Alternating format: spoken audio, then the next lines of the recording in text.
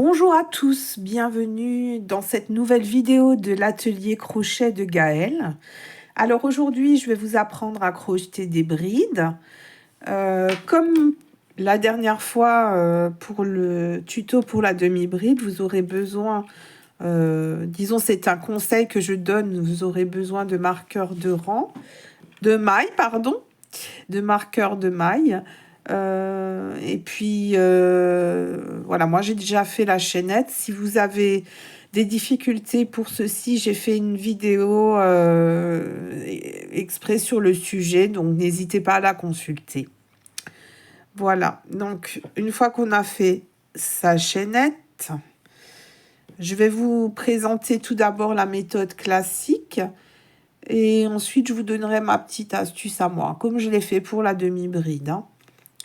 Alors, vous faites 3 mailles en l'air. 1, 2, 3. Voilà, je vais essayer de zoomer un petit peu si j'y arrive. Voilà, pour que vous voyez mieux.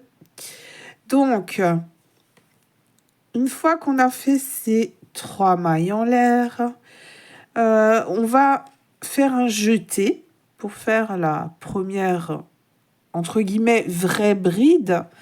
Mais les 3 mailles en l'air qu'on vient de faire comptent déjà comme une bride, hein. Alors, on compte 1, 2, 3.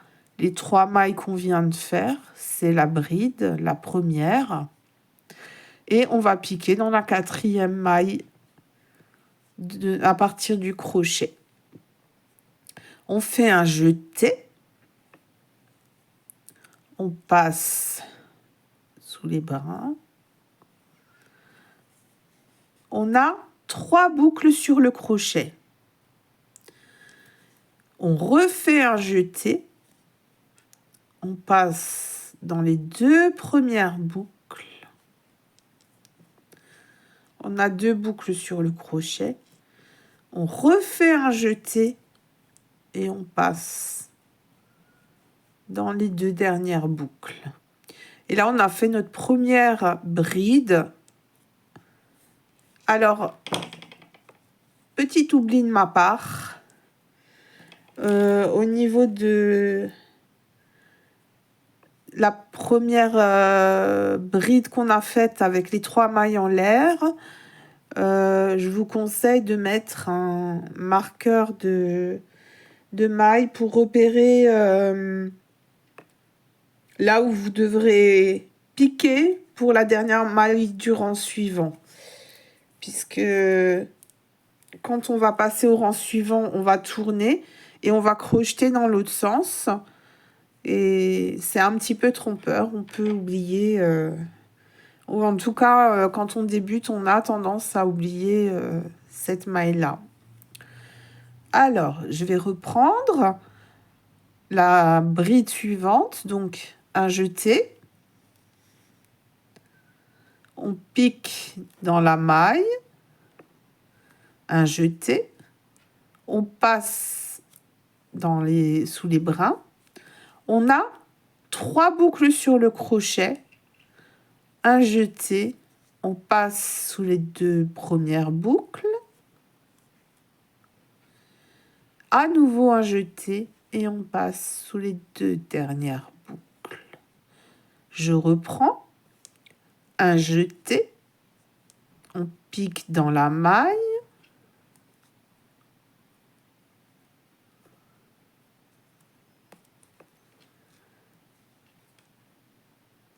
un jeté, on passe sous nos brins.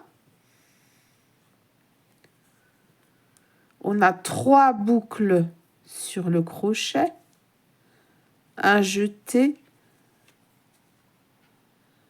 on passe sous les 2 brins, un jeté, on passe sous les 2 brins, un jeté,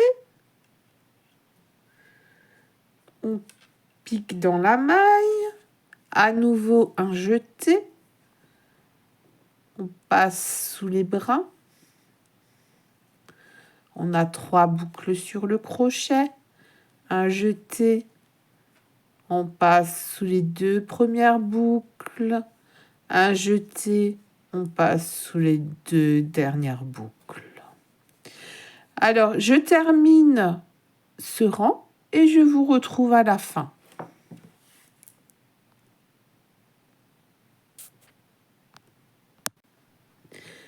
Alors voilà, je suis arrivée au bout du rang. Si vous avez continué en suivant mes instructions, vous devriez obtenir quelque chose de similaire. Alors peut-être en plus petit si vous avez utilisé un fil plus petit, mais voilà. Alors ensuite, pour passer au rang suivant, nous allons à nouveau faire 3 mailles en l'air. 1, 2, 3. Et encore une fois, je vais marquer la 3e maille en l'air pour vraiment ne pas commettre l'erreur de l'oublier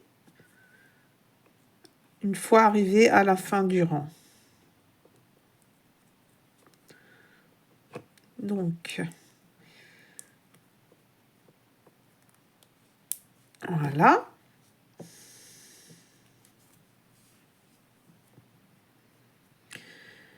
Ensuite, je tourne le rang, évidemment. Alors, simplement, c'est ce qu'on appelle crocheter en aller-retour, hein, quand on tourne le rang comme ça. Hein. Voilà, donc, je vous rappelle qu'on laisse tranquille la première maille, puisqu'on a déjà nos 3 mailles en l'air, qui représentent une bride.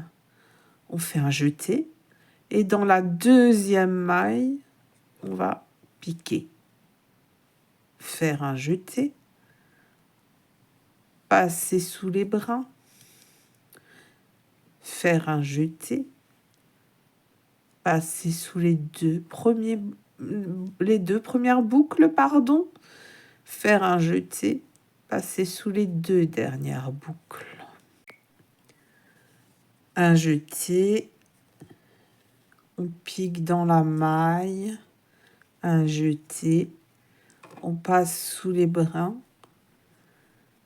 on a 3 boucles sur le crochet, un jeté, on passe sous les 2 premières boucles, un jeté, on passe sous les 2 dernières boucles.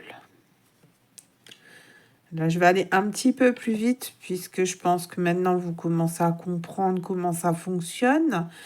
Et puis le but, c'est que je puisse vous montrer au niveau de la fin du rang. Hein. Donc un jeté.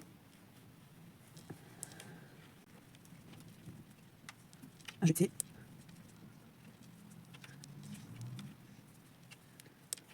Voilà, on va arriver sur la fin du rang bientôt.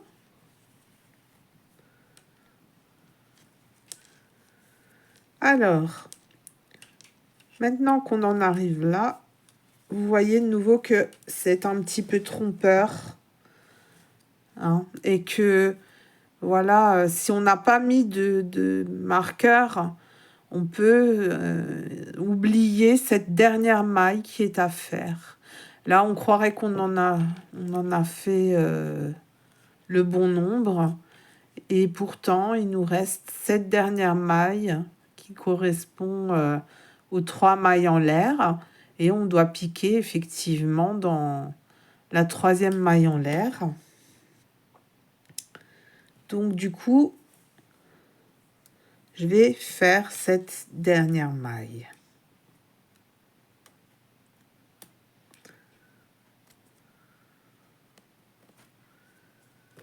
Voilà.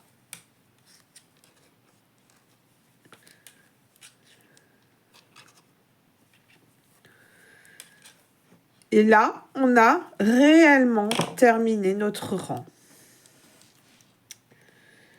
Alors, encore une fois, quand on suit cette méthode traditionnelle de 3 mailles en l'air pour démarrer le rang, on se retrouve avec quelque chose où généralement les bordures ne sont pas très jolies. Ça forme un espèce de trou là, vous voyez. On le voit ici, ça forme un espèce de trou. Et puis voilà, c'est pas très très joli. Alors moi, mon astuce pour avoir des bordures beaucoup plus jolies avec les brides, c'est que je tourne le travail et je ne fais pas de maille en l'air, rien du tout. Je fais une maille serrée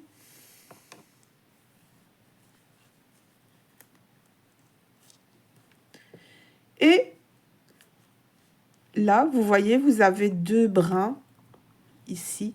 Vous prenez ces 2 brins.